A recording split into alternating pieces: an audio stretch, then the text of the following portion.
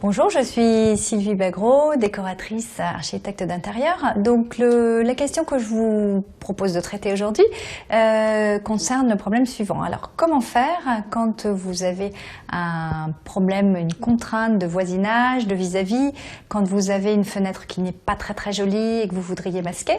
Donc en fait il y a plusieurs solutions.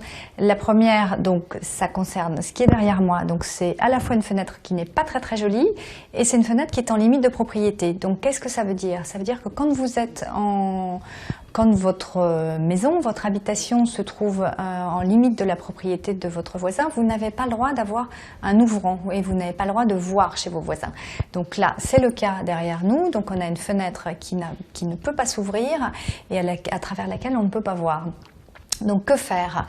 Dans ce cas, on a réalisé en fait un coffrage, donc avec ensuite un éclairage qui va permettre d'avoir un éclairage indirect, comme si on avait donc un grand panneau lumineux et donc ça nous donne une ambiance de lumière du jour.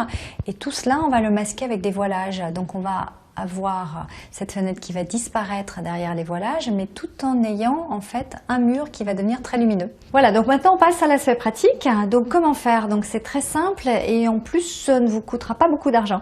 Donc il vous suffit donc d'avoir des matériaux, donc une planche de bois, donc celle qui a été utilisée ici. Donc c'est un bois, c'est du médium, hein, c'est très simple. Donc une épaisseur assez large hein, pour qu'on maintienne bien ce coffrage. Alors, comment le fixer? Donc, très simplement, on utilise donc un tasseau. Donc, ça veut dire un petit morceau de bois que l'on fixe sur le mur et que l'on fixe sur la planche, donc que l'on va venir apposer devant ce mur.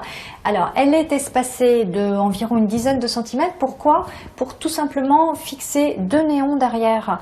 Donc, c'est ce qui va vous permettre d'avoir l'éclairage sur toute la hauteur du mur. Donc, très important, vous fixez dans un premier temps vos néons, donc vous les raccordez à l'électricité évidemment, et ensuite vous apposez cette planche sur les tasseaux. Donc le tasseau, donc le petit morceau de bois qui est fixé au mur, sur lequel on a fixé la planche de médium qui a été peinte, et ensuite derrière donc les néons qui sont eux fixés au mur, donc dans cet emplacement qui a été réservé pour eux. Voilà, donc ça c'est la première partie. La seconde partie, vous suffit tout simplement de fixer donc en haut de votre mur un rail, enfin une tringle à rideau sur laquelle vous apposez des voilages. Donc une fois encore, c'est une solution qui est très économique et qui est très facile à réaliser.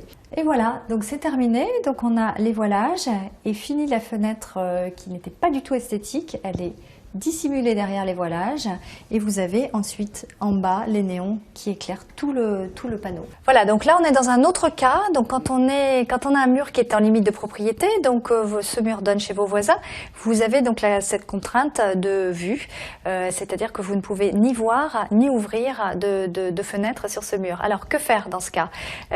Ici donc on a opté pour des hublots. Ça veut dire que comme on est au-dessus d'1,90 m, on a la possibilité d'avoir ces hublots donc, qui s'ouvrent et à travers lesquels vous avez la vue. Donc vous avez la vue sur l'extérieur et vous avez en plus une aération et une forme qui est marrante, sympa en choisissant une autre version, un autre matériau grâce à ces hublots.